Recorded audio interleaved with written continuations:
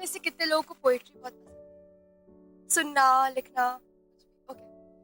So before I start with my own piece today, I want to refer to one of my movies, one of my all-time favorite movies, 𝗏𝗏𝗏𝗏 Society.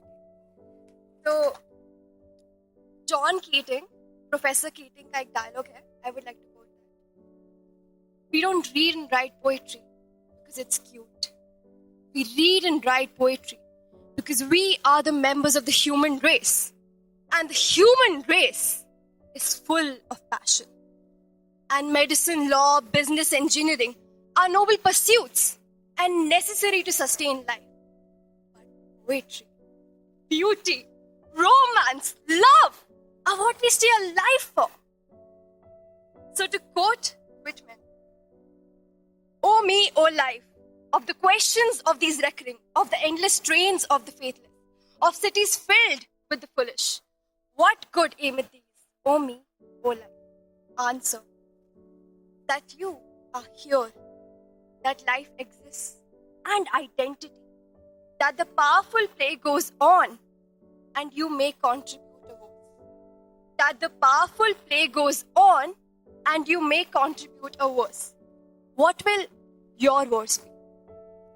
So this is a segment from that movie. Moving on to my performance, I thought about writing about identity. So I feel throughout our life, no matter if I am a teenager, no matter if I'm a college student, no matter if I work, no matter if I'm my father's or mother's age, we have this constant need of worrying about how we are. How many times have you guys worried about the way you are, the way you present yourself, what your identity looks like, and how you want to constantly transform it? Can you please raise your hands? So we feel that at different points in our life. Now, before I start with my first piece, I would like to mention that I have written a poem, a string of poems on identity, and I have collected poems from the age of 15 that I've written to till now, and I'm trying to display the perspective of what the meaning of identity is and how it changes when you are at different stages in life. So the first stage is when you're just a child. Over then, you just have a very limited boundary, and at that point, you don't have much to worry about because you have a limited knowledge about the world around you. But then, there comes a point when you start going to school. And then, what the school does to you, the school tells you that this is your curriculum. This is what you have to study. You are not allowed to go outside this box. And this box limits you. It limits your identity. It limits who you can be. So with respect to that, I have written this poem called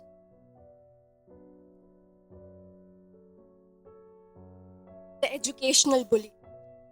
Tied to their helplessness, with tears on a pillow, questions of am I not enough that persist in their sleep. The nightmares so real that they cradle insomnia at the wake of their dreams. They now bleed blood from those tired eyes. The society watches as the bully walks over the grave of lost dreams. An invisible bully that cuts wings of students while they prepare for flight. This bully disguised as competition is black, far from healthy, heavily restraining. The diversity in skills, the growths with inclusivity gets absorbed in the darkness of black. Its societal foundation, built on rigidity. Black that makes everything match with it, while it breaks bridges of accommodativity, while first position is the only norm. Norms not met, crushed skill sets, parents destabilizing creativity, perceived artistic pursuits as damaging. Competition that doesn't want individuality, as the bully with a made-up mind, as stubbornness for it, but constant terror for them. They compete against the bully while the factory resists. The factory here is the educational institutions that continuously have made a business out of this. They use this factory with its accustomed machinery so back in time, yet undefeated. Even the challenge by students falls short, this time conditioned. A mindless machinery, quite robotic, as thus time, not just dreams, but hopes has been buried under the same ground where the educational bully breathes. Now, the education system has done its work to me. I am a robot. I move like this, I walk like this. I have to get a job, I have to get a good degree, and I have to work. But who am I? I still don't know. Maybe I'm the books that I've read, maybe the authors that I've read. And yes, they are a part of me. But then, is that just the only thing to my identity? No. After that, I am introduced to my insecurities for the first time. I become a teenager, and I have insecurities that are introduced in terms of body image issues. These body images issues that are something that were very real to me at that age. I was suffering through acne at that age, and I wrote a poetry at the age of 15 that I would like to recite to you. And in that particular age, not just with me, but a lot of friends and a lot of people in that age consciously worry about the way they look. They worry about the way that they carry in their thighs. They worry about their broad shoulders. Guys worry if they're able to carry a beard or if they're able to display any masculine traits. So these bodily image issues become the center of our identity at this particular age. So with respect to that, I have written this poem called The Peace Agreement at the age of 15. It is easy. I am ignorant. More like, it is hard. I can't be ignorant. I have a story, more like an opportunity to open a passage and invite you to the trench zone where I am vulnerable, where it is easy to break through every eggshell, from excitements of encountering new first to the dismissal for some of them. My acne story is one of them. Never have I had such terrible breakouts. My day begins with wanting to fix you and ends with giving up on you. It takes every ounce of my strength to face its reality, and now I know how it has been.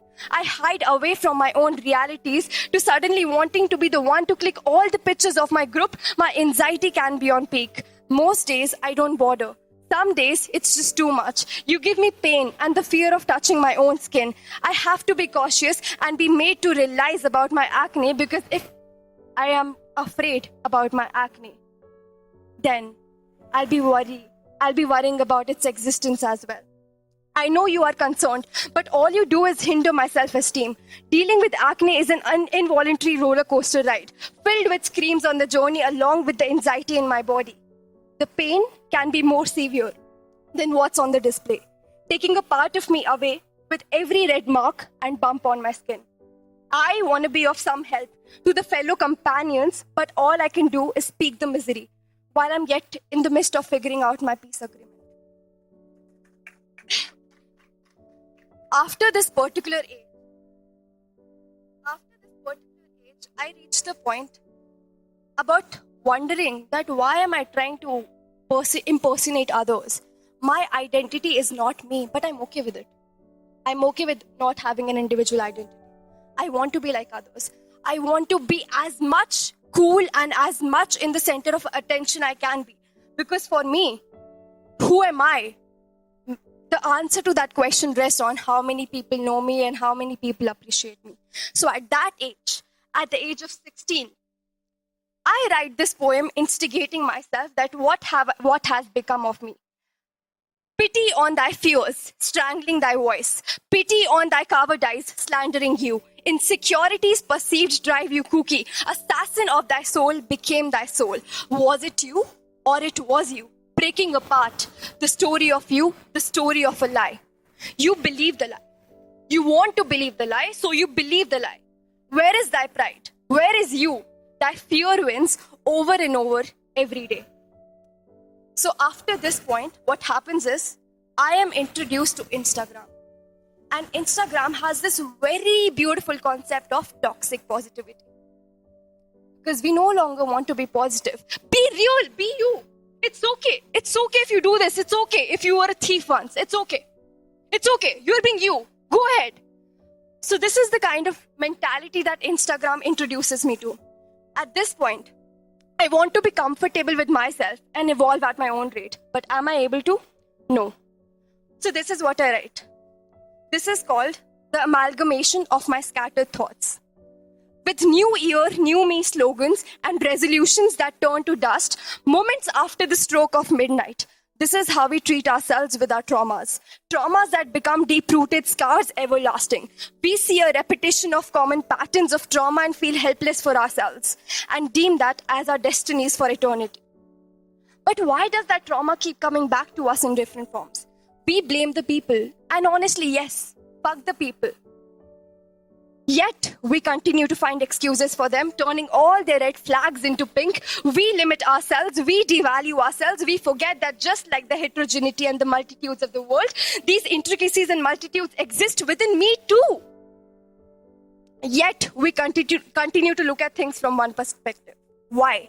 Maybe I am the reason for this continuity in traumas due to my inaction. These miseries dawn upon me as a reminder of my inability to learn from them and feel helpless.